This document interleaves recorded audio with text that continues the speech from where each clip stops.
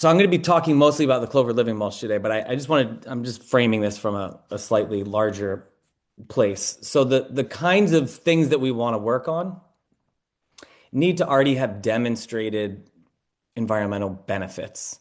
So there, we want to have some indication it's going to increase soil health or sequester carbon, sort of two ways of saying the same thing, increase biodiversity, and decrease emissions both up and nutrient pollution down and over.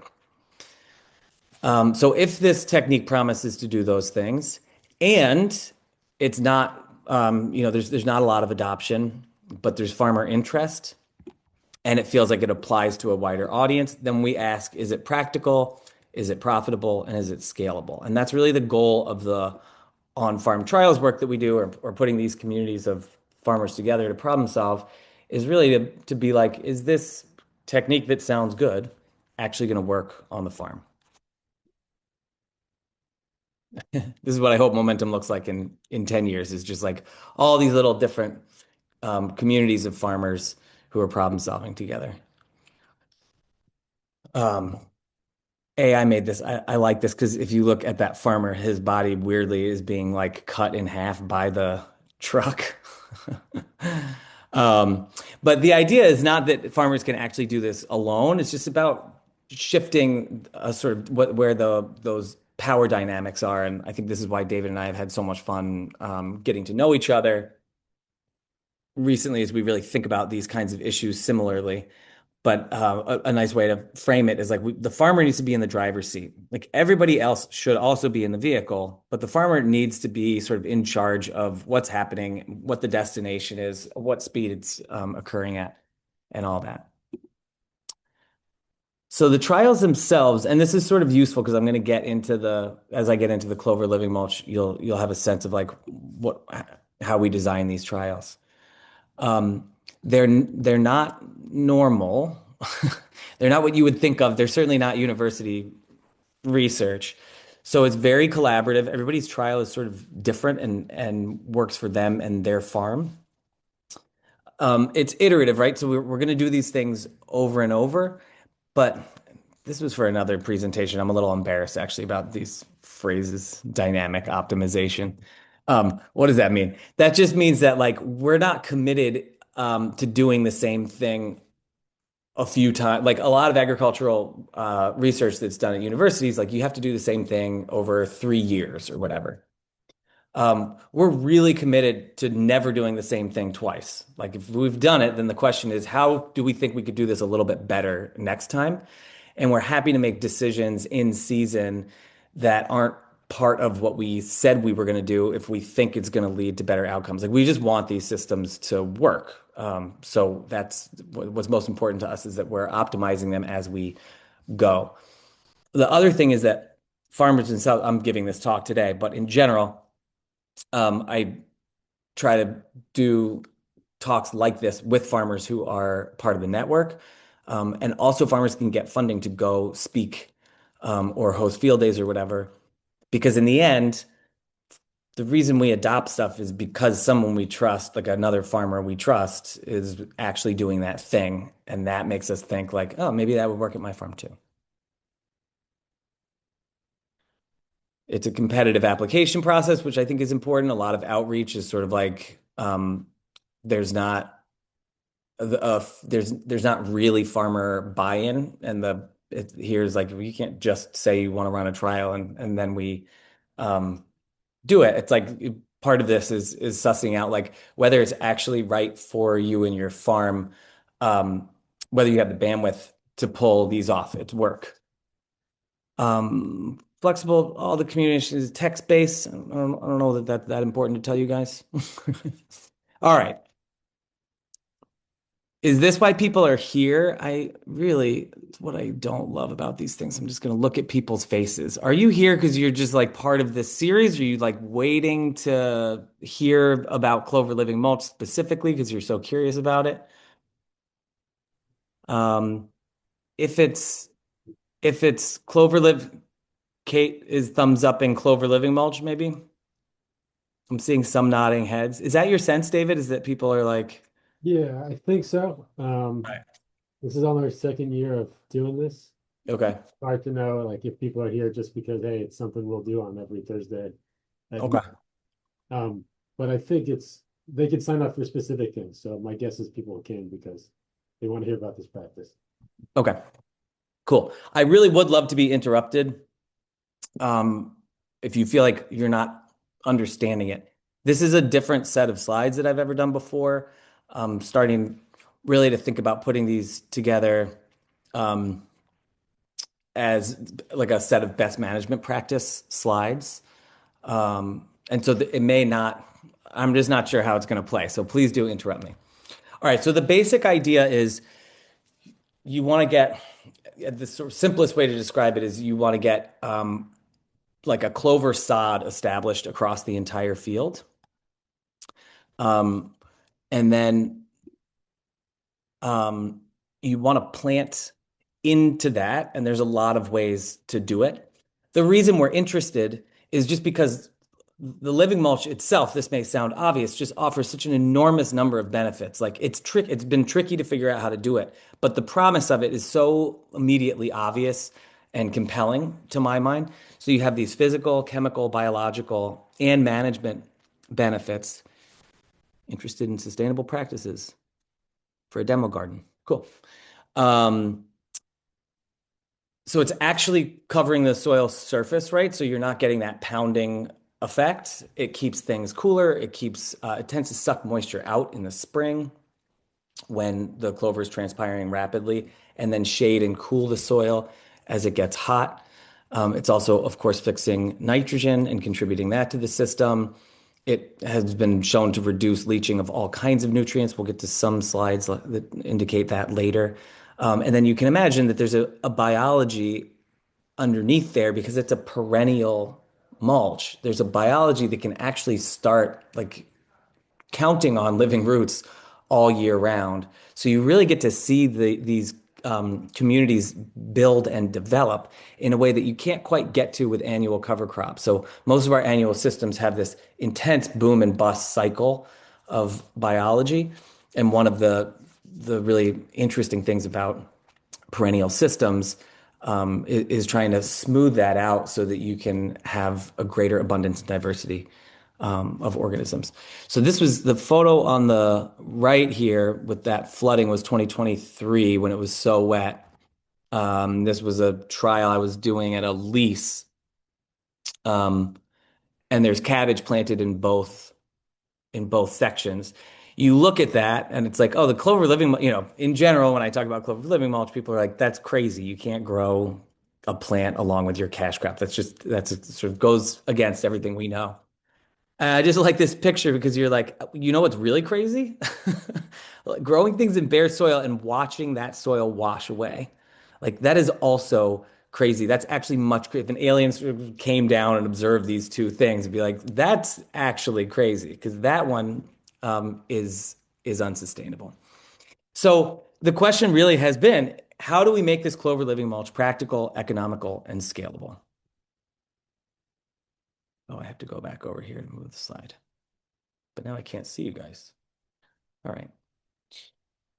Um, Here's another example that I pulled up. Oh, so this is that. Okay, so this strip squash here, and I'll talk about how we make the strips. That is the same squash as you're seeing here on the left a little bit later as those strips start to grow in. And on the right is the control. And you can see there too, this was 2024, so it's not that wet, but you can still see evidence of some erosion, definitely some crusting, and plenty of weeds on the right-hand side. So again, sort of like, which is crazier? Where we're at this point, we have about 25 farms we've been working with over 3 years. Mostly they're clustered around Western Mass, where I farmed and had connections, but throughout New England, and then a few people who are starting to join in the Upper Midwest. So at this point, we have a lot of information.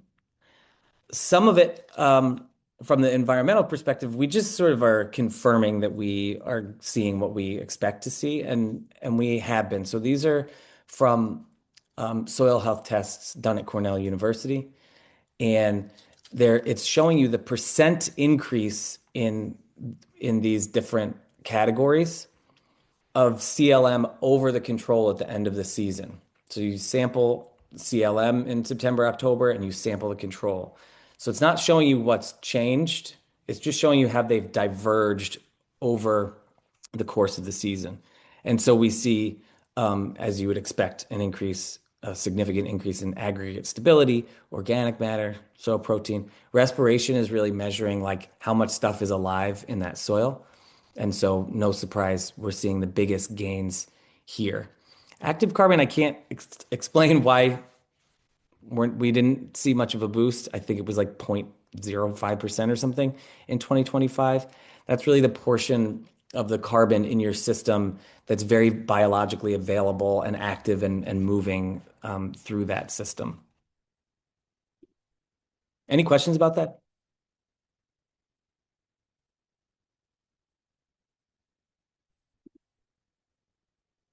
Good? Cool. Um, Great. What we don't have good data for is really profitability stuff. Um, and when we think about that, it's the yield, labor, and inputs. Those are the three things that like make or break systems from a farmer's perspective, right? So often we get fixated on, well, can I maintain or get greater yields in this system? And that obviously misses what we really care about, which is, are we more profitable on a per acre basis? So if we lose a little yield and we save a ton of labor, we may actually be making more money. The problem for us has been that getting good labor data really means that the person needs to be very familiar with the Clover Living Mulch system. So frequently people will say, oh, it took 2 hours. And you're like, how did it go? And they're like, it was really stupid. I spent the first hour and a half like just underneath the tractor, sort of like moving my cultivating equipment around because I just wasn't exactly sure the best way um, to have that set up. And you're like, okay, so should I write down 2 hours? It's like, no, because if I did it next year, it'd probably be like 20 minutes. And you're like, all right, so we're just guessing, like how do we get to that? And so we just really haven't been able to um, pin that stuff down. And the other thing that's interesting about these on-farm trials is it's so hard to get good yield data. It sounds like it's going to be easy. Um, First of all, like some of it's just that farmers will shift fields or whatever in the middle of this, like right before the season, because there's a new buyer who wants X, and so they're going to increase that and move it to a different field and whatever. Um, and then data just gets lost because the season's busy. And in many cases, these just end in acts of God. It's flooding, there's a hailstorm. For whatever reason, they've been, you have like great data up to a certain point, and then you're like, and now we don't know. And that's a really interesting, difficult thing about trying to get good data in the farming world. And the final thing is that a lot of these trials don't sort of follow these best management practices, not because people are getting it wrong, it's just because that's what we're figuring out. So if you get to the big end of the season, you're like, well, none of this data really matters because I did this thing that I would never do again in May, and that kind of ruined the entire experiment. We're not that interested in being like, well, if you made a terrible strip and you hated it all season long, like, do you get good yields? It's like, no, but why are we even talking about it? Let's talk about how to make strips better. So I started going through and being like, how many trials do we have where the yield data, like people would really trust the yield data, like I really hang my hat on it. Um, and I didn't even finish because they're out of those 100, there's just not a lot. But you can see we still have this range of yield loss that we're trying to narrow that. And so what I ended up feeling like we just had a winter meeting where all the farmers were in one room problem solving this together. And so I was writing some of these slides are from that. It's like we don't have good data, but we have really good directional data, meaning like we have a lot of really interesting data that points in a clear direction. And we're starting to have a very good idea of best and worst management practices. So BMP is best management practices, and WMP is, I think we just made that up, a worst management practice, like a don't do it. Okay. This slide is really long. I hate slides with lots of words.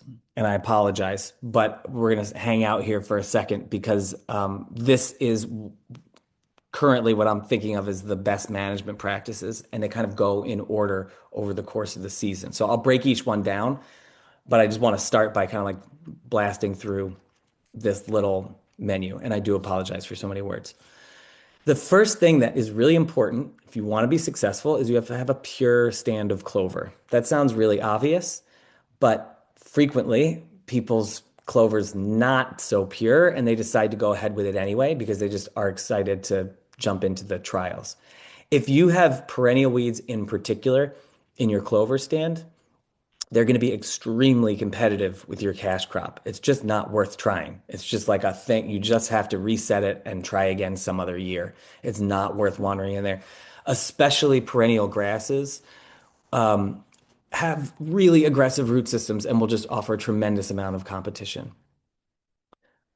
I'll break that down a little bit more later. The other thing sounds obvious. You should test your soil. Um, and in CLM, we need to differentiate between two different types of nutrients.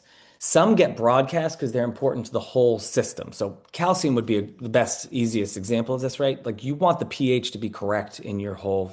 I know there's other reasons we apply calcium. Where I'm at, we apply lime for calcium, but mostly to get pH neutral. That wants to be done on a field scale, right? It's not just around our cash crop that we want the pH correct. So those things want to be broadcast. There are other things that want to be banded, NPK, but these are nutrients that tend to be a little more mobile, more expensive. There's no point in feeding the clover things that it doesn't need to eat. And so we want to concentrate that around the cash crop. That's sort of me jumping ahead to number four. The third step is creating beautiful 15-inch strips. They don't actually need to be 15. I'll talk a little bit more about it. I don't know what else to say, but beautiful. They want to look really nice. You want to be proud of your strip the way you're proud of like a nice bed top before you seed salad greens or something. Like just you just want to do it well. I think if for farmers in here, having experience of just having a kind of uneven bed top makes everything sort of miserable throughout the entire rest of the season. It's harder to cultivate. Things tend to be less uniform in development. And so it's the same principle with the strips. And here's that number four is about banding and incorporating that fertility. I'll talk more about that. There are crops that seem to be working better and worse in this system. I can go through those, but there are clearly better and worse choices, especially as people are beginning, if you just want to start and be successful. Mowing is important for specific reasons, especially at the beginning to reduce photosynthetic competition between your cash crop and the clover, meaning like actually just making sure it's not taller than and shading your cash crop. But we then think it's best practice not to mow again unless it's necessary. I'll talk about why. Irrigation is good, but there are plenty of farms that we're working with that don't have irrigation. It's not an issue, and it can be very successful there as well. And then if you're doing strips, you need to have a plan to cultivate those strips. That sounds obvious, but you'd be surprised. A lot of times it's like, oh, it won't be that bad. It's like, yeah, but it's a thing. It has to be like carefully thought through before hopping in. All right, so starting with a pure stand of clover, there are a number of ways to get your clover established. My favorite method, and when we started these trials, I was recommending to people that they establish clover through interseeding. So that means it's the year before, you have your cash crop growing in the field, and you go through at last cultivation and you spin clover on underneath your crops. I love this technique. I think it's amazing. It also means you're not taking time off to get the clover established. So the field is just in constant production. The clover gets established nicely under your crop. It overwinters and you're ready to go the next year. I have been surprised at how difficult this technique has been for people. Hey, Lincoln, do you want to tell Yeah. me what type of clover you're seeding also? Yeah. Sorry. Thank you. We are mostly using Dutch white clover, and Dutch white is what you would see in like a lawn or a piece of pasture. It's often like in your wheel tracks, like as you're driving from field to field in pasture, you'll see it there. So it's a low growing white clover. In urban areas, it's responsible for like 25% of bees' diet. It's a great pollinator plant. And we like it because it stays relatively low. So something like a medium red clover can get 18 inches tall or more, and it's just too aggressive for a system like this. So we're really looking for something that's going to hang out fairly low. On the other extreme would be like these micro clovers that they sell now, which are actually too short in our experience to suppress weeds. So we're looking for something that's like in that balance where it's like controlling the weeds, but not offering too much competition to our plant. Is that all right, David? Is that what you were? Okay. Um, so I've been surprised with the interseeding. Some of it, a couple of people have pointed out to me that they're on farms where the weed seed bank is so crazy that you just really can't interseed. Like you sort of have to keep cultivating, even if it's by hand, just way, way into the season. Um, Other people who have very sandy soils, I've been surprised. It does feel like if you get up into the high 70, 80% sand range, it can actually be difficult to get that clover established. And the final thing that's been difficult is some people are planting vegetable crops at super intense densities where they're going to canopy really quickly and just sort of fill the entire bed. And then there's just no light penetration for interseeding. So while I continue to love interseeding, um, I'm not recommending it as a clover establishment method anymore for someone who's not already an experienced interseeder. So I'm going to say that one more time to make sure it's clear because I felt like it was a little sloppy. If you already know how to interseed and you feel like, yeah, yeah, I know how to interseed, then that's a great way to get clover established. If you want to get clover established and you think you're going to get there through interseeding and that's a new technique for you, you should work on interseeding first and not assume that you're going to be great at it right out of the gate. It probably won't get you that pure stand. So on the right, I'll just toot my own horn for a minute. This is in some field corn, I don't know, from many years ago. That's what you want it to look like. That's really nice. This is some field corn from one of the farms we work at where like that weed seed bank is just insane. There just wasn't a way. There's clover in there, believe it or not. So another way to get clover established is to frost or early spring sow it into a small grain. It's usually rye that's overwintering. So the rye got seeded down post harvest, and now you're gonna uh, go through way before warm season weeds are gonna emerge and broadcast or get clover established in there. There are a lot of different tools we can use. I have here 4 to 6 weeks before warm season weeds. I wouldn't say that's exactly a hard and fast rule, but the clover is slow to establish at first, and the goal is to have that clover be well established before your warm season weeds that grow super rapidly before they emerge. Here's an example. Um, this guy, this must be Gideon, at Atlas Farm in Deerfield, borrowed a no-till drill from UMass, did 15 pounds to the acre, and seeded this 3.5 acre field. And you can see um, there was some variation in how it came. Oh, I know why I included these slides. These are the ones that turned out to be those strips later on in the season that I showed you before, the winter squash and strips in clover. So it doesn't look impressive by May 18th. Um, but this is what it looked like after the rye was mowed off. So that's really beautiful. And that's what we're going for. The problem is at this point in the season, you're either, in this case, this field was fallowed or got like a year off to rest. If you need to cash crop it, it's difficult sequencing wise because you're waiting to get the rye off and the clover to emerge underneath. And often the only crops that's working for people in that establishment year are late brassicas. Here's another example. That's a sandy soil. Can't remember who this is. So rye's just emerging. There was plenty of weeds coming in. The rye was mown at Anthesis, which was May 25th. Oh, this is Leah German at New Entry in Eastern Mass.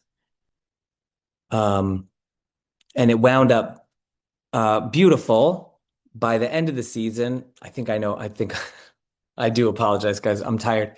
I think I know why I was showing this one is because it looked pretty rugged. If you're taking the season off, though, so if you have perennial weeds, you're screwed.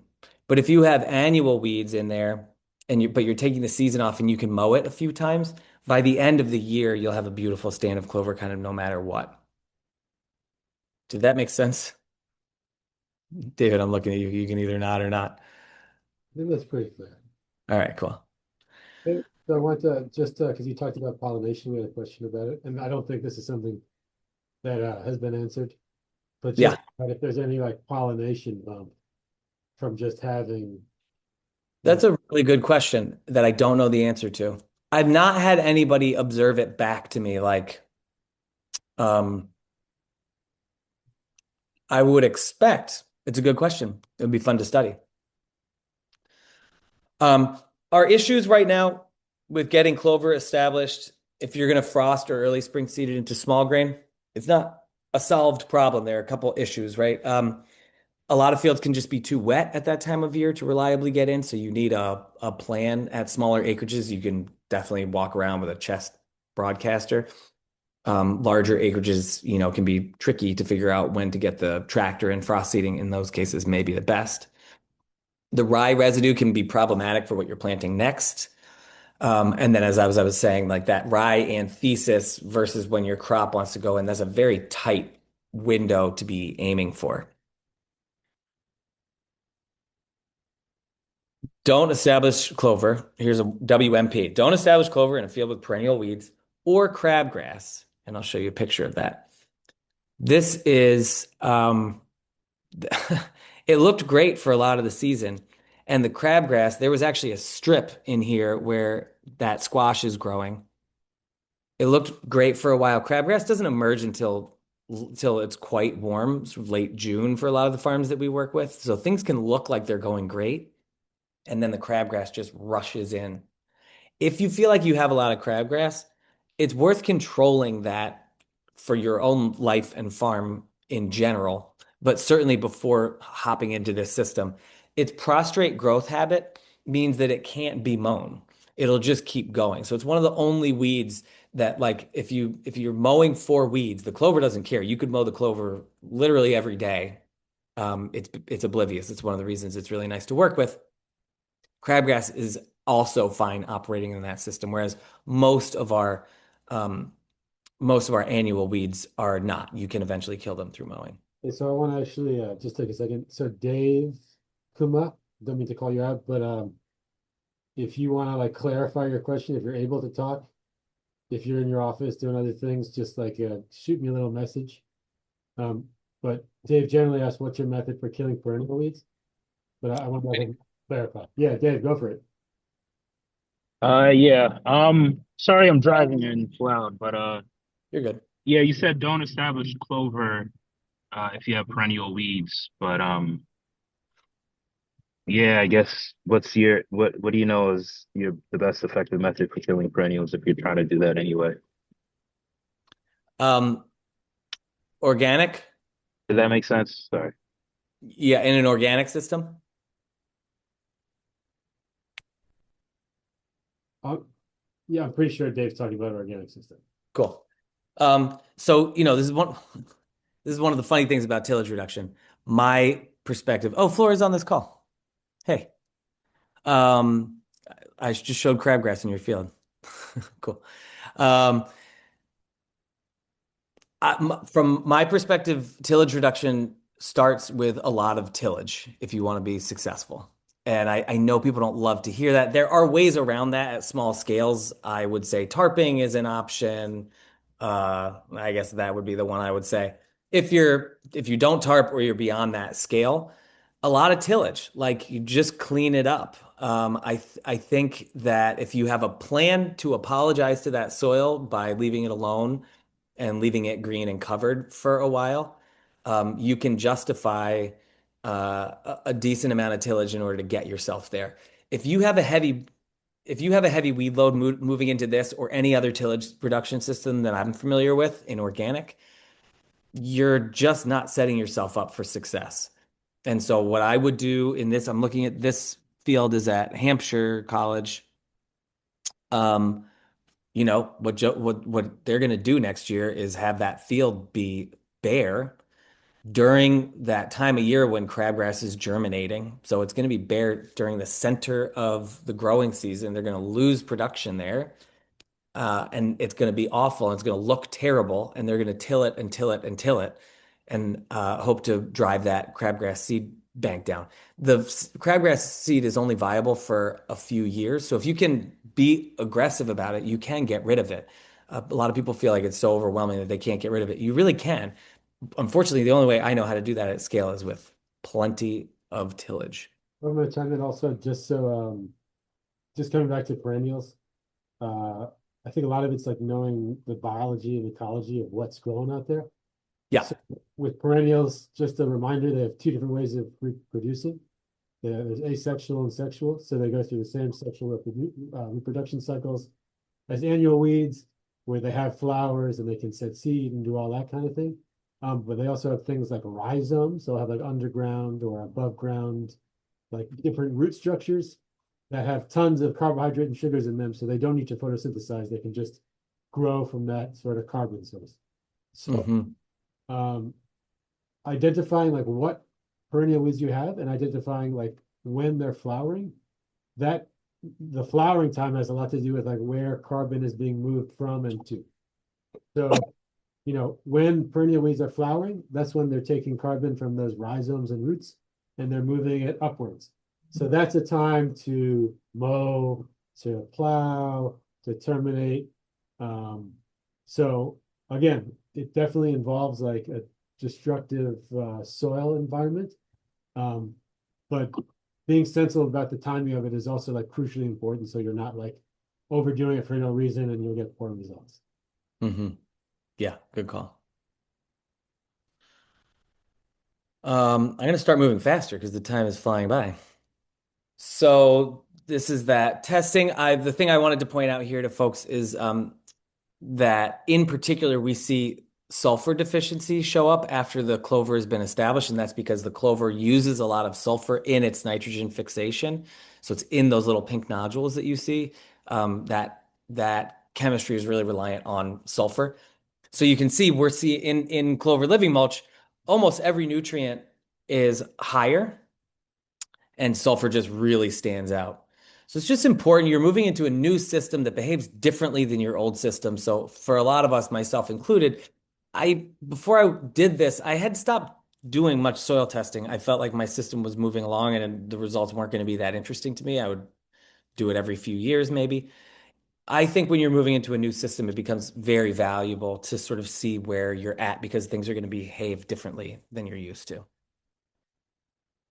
Okay, then you create your strips.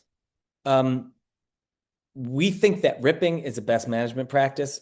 I've certainly, every time I say best management practice, I want to just be clear, and this came up at the winter meeting for sure. People couldn't even agree on any best management practices because it was getting so granular, and David was helpful in trying to like frame it a little more like let's like really big picture. There are always uh, ex- exceptions to these. So there are plenty of cases where people haven't ripped and they've had great crops.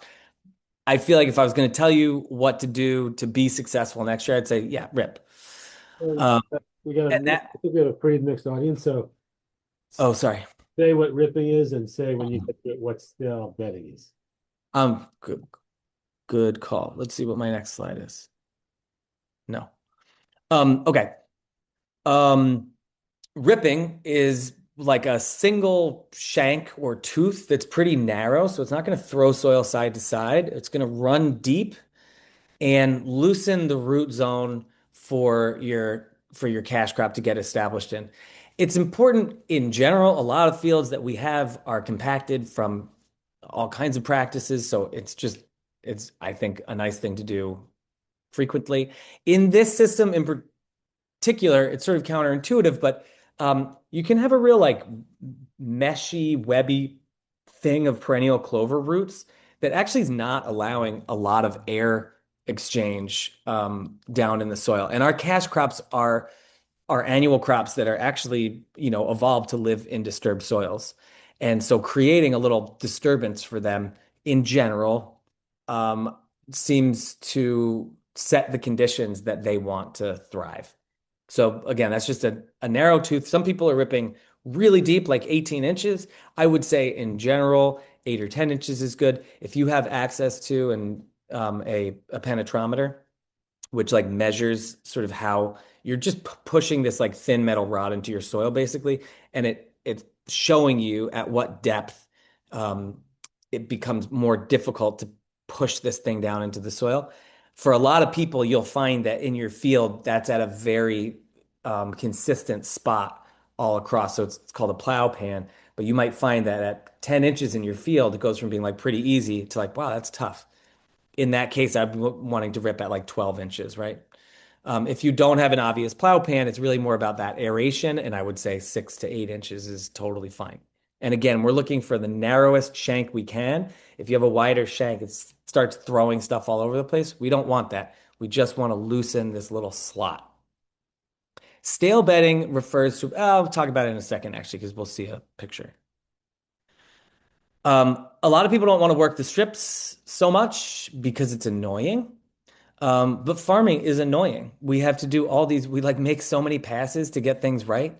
And I think this is no different. When you make all these passes, the strips are nicer, there's less weeds in there later, so you're forefronting the work. I just think it's hard to touch those strips too many times, and it's easiest to work them before your cash crop is in, right? As soon as your cash crop is in, you're traveling slowly, you're trying not to hit it, whatever. The best time to do it is right up front. There's a lot of ways to make strips. Some people are using like this is would be the simplest thing is you get yourself a small rototiller.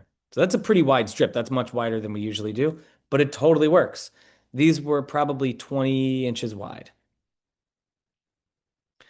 This is have you had John Eidson on, David? No, sorry, wish you could watch. No, John is, Oh, yeah, maybe for next year.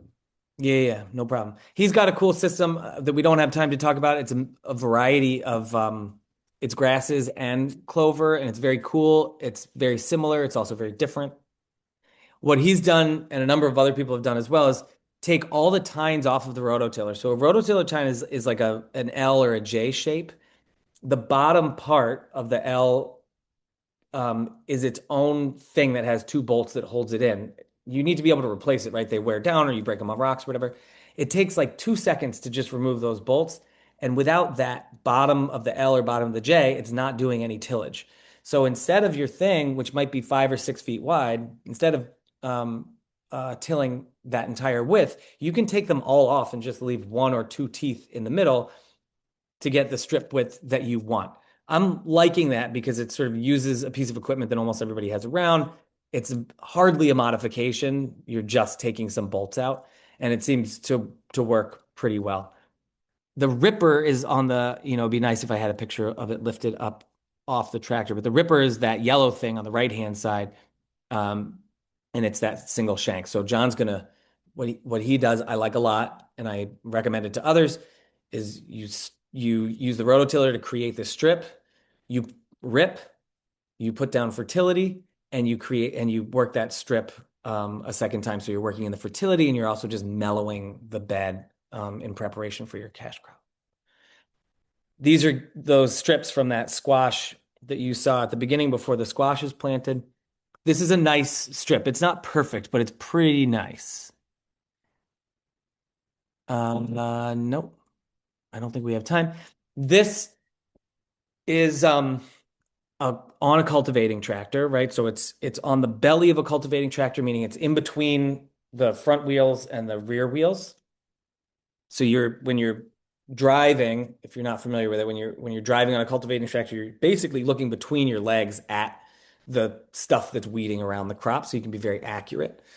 This basic setup is really nice. Oh, and because Flora's on this call, I'll just say another cool one that Cedar Circle is playing with is is a version of these spiders that you're seeing here.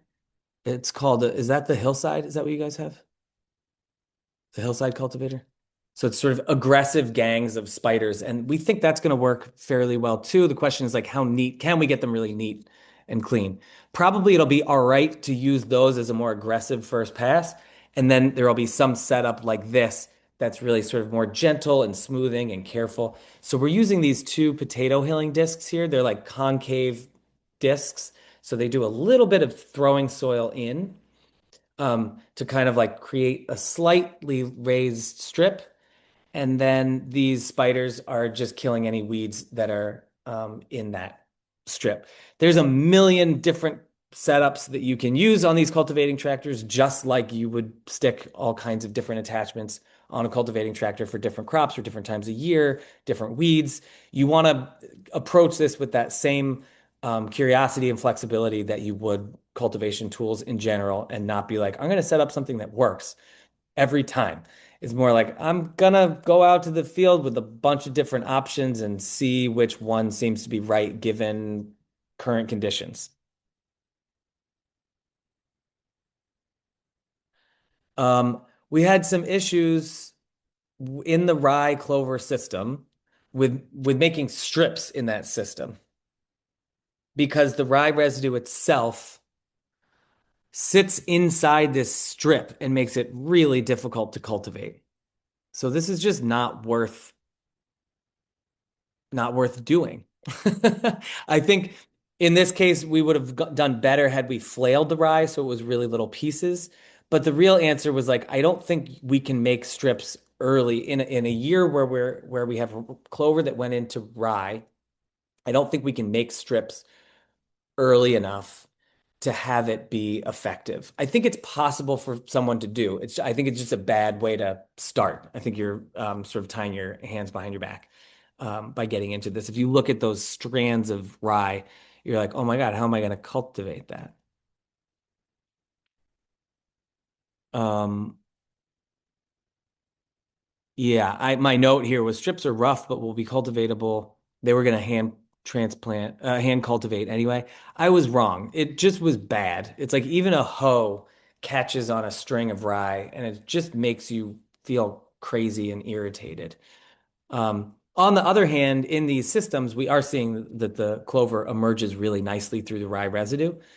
So I think, again, it's a great method for clover establishment, but not necessarily for growing in that first year. Okay. The strips are one way of doing this, and zippering is another method. And I don't know why we call it zip. We call it zippering because we want to like close the clover like up really neatly. Rather than creating a strip, we want to actually create almost no disturbance and let the clover itself do all the weed suppression. When it works, it's just amazing because you put your crop in, you basically walk away. Versus the strips where you have to keep cultivating those strips and paying attention to them throughout the season. But there's a lot of equipment issues that we're facing in that zip system. There's really no equipment that's built to do that kind of work. So transplanting is difficult in that system. Mowing is difficult in that system because we're trying to get really tight up to the plants. It's very difficult, obviously, to incorporate fertilizer if you don't have some disturbed soil to work it in. So it is a tougher one to approach. And so I'm recommending to people as they get started that they start with strips, but keep an open mind about whether zip could work. Because when it works, it looks like this. I don't know what year this is from. Oh, it says right there, 2022. So this would have been like early on, or my second or third year probably experimenting with this. You can't even tell what the hell is going on here. It's tomatoes, dry beans, winter squash, sunflowers, all they're in discrete rows. It's not as crazy as it looks. We're sort of looking across a few rows. But the ground is just fully covered. Like, look at how diverse and green and amazing that is. So when Zip works, I really, really love it. I'll show you an example of as we scaled Zip up at my home farm. That's what cabbage looks like a couple weeks after you put it in, maybe a week after you put it in. We started with a bulb auger. It's a good way for folks to start if they want to try the zipper method. So you're just using basically this huge drill bit a on a woo, battery powered drill. Um, you make your hole, and we like to backfill that hole with compost and just set the transplant in there. It's a great way to get started. It doesn't scale like as by the time you're at, you get over a few hundred transplants, you really need a way to do it. So this is the first transplanter that we modified. And you can see it's not nearly as nice. Like that's not quite a strip, but it's not as much of a zip as we would like. If you have done a decent job controlling weeds beforehand, though, it grows back really nicely. So this was 616 they're transplanted, 7-1. So 2 weeks later, it's looking pretty good. This was a really nice cabbage crop. I wish I had this picture makes it look a little more rugged. It was a pretty nice looking field. Um, and the yields there were excellent, like 30,000 pounds to the acre with 98% marketable heads, which is on par with anything we've ever grown in bare soil. I like this pick. So after harvest, you go through with a brush hog and put all that residue on the ground. And what I sort of like to bring people's attention to, I'm going to run through them again one more time. Um, the ground is green. The ground is green. The ground is green. The ground is green. The ground is green. The ground is green. That's what we're going for. Like that is like that's the promise of this system. That's insane. It's been basically 100% covered in a living plant through the entire season. So when I see that and I remind myself of this when I'm feeling frustrated about some of the barriers we're experiencing here, I'm like, oh no, this is amazing. We're just gonna figure it out. Um, I wanna, you know what, since like we have a few minutes and I don't wanna disrespect your time as well. And I feel like that sort of staying green all the time message is quite cool. But I want to give people like 5 minutes if they have them to pester yeah. your question. Can I just say, I'm going to say a couple other things. Yeah. I'm going to be really fast. Um, I just want to point out that a lot of people think because the clover fixes nitrogen, it's going to provide a lot of nitrogen to the system. That's true if you kill the clover. But while the clover is alive, which we want it to be alive, it's holding on to its own nitrogen. It's not just spilling nitrogen out there. So one of the ways that we're seeing people fail is underestimating the amount of nitrogen they are putting into the system. There's some reduction, but a best management practice for sure is to use the same fertility rate that you have been using for other crops. Be successful and try to dial it down carefully in future seasons, but starting at that full rate really makes sense. Um, Man, I didn't get to talk about types or mowing. That's okay. We're good. All right. Okay. So I got a question here about irrigation. More or less irrigation necessary with this system? Much less overall. This is not a real graph. It's just meant to illustrate. Um, in a clover system, which is blue, you tend to have less moisture in early spring as transpiration is occurring. That's when the clover is growing most aggressively. It's so important if you have irrigation, the time to irrigate is at planting or transplanting. Moisture competition is actually happening right up front. And we're really not used to thinking about it that way because our fields tend to have a decent amount of moisture in them in the spring. That moisture is going to be dominated by the, excuse me, by the clover in early spring. It's got this crazy root system. Your cash crop has a root system that's like this. You have to make sure that there's adequate moisture in that root zone early on. Later in the season, the clover basically stops growing much and it shades the soil and it also helps uh, get and keep water in your system when it does rain. So overall, people who are irrigating much less, both in terms of inches and frequency. But that timing really does shift. So, like a lot of things about this system, it's front loaded. All right. I got a question here. At what scale have you found the system to be most effective? Good question.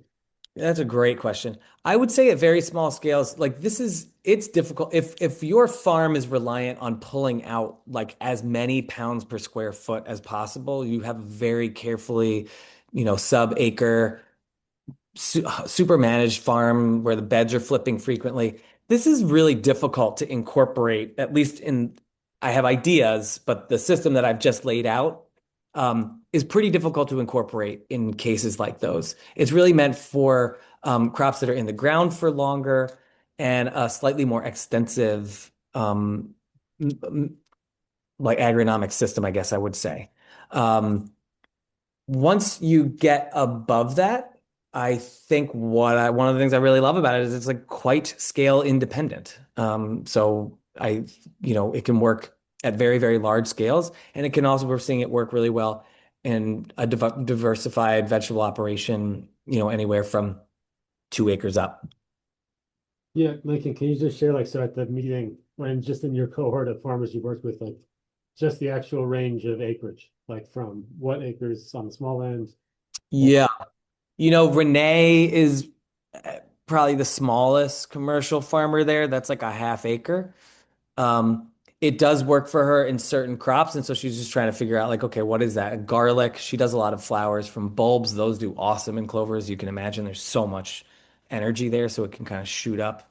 And some seed crops. She grows some vegetables for seed production, and those are doing well in there. Also, they tend to be spaced a little further than you would otherwise space them.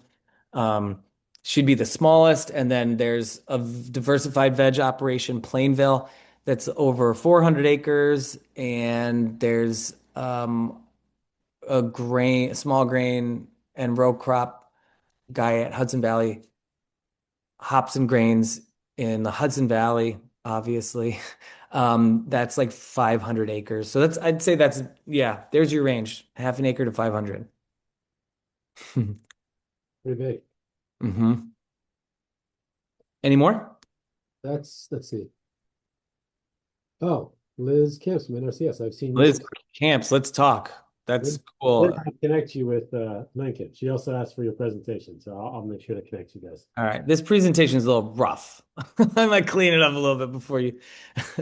The last thing I'll say, I was on that Jesse Frost no-till Mhm. growers podcast. Is that what it's called? So I got so many emails from people after that. I had no idea. It's a lot of people listen to that podcast. I'm gonna do something. If people are interested, I'm gonna do some kind of Clover Clinic thing where it's not a presentation. It's like people who have already have a sense of the system and want to really drill into specific questions and how they might implement it at their farm. I'm going to do those at some point in mid-March, I think. If you're interested in being on that mailing list, you can email me directly, lincoln@momentumag.org. Or if it's easier, you could just email David and he can pass it on to me. Um, yeah, we only like sort of scratch the surface here.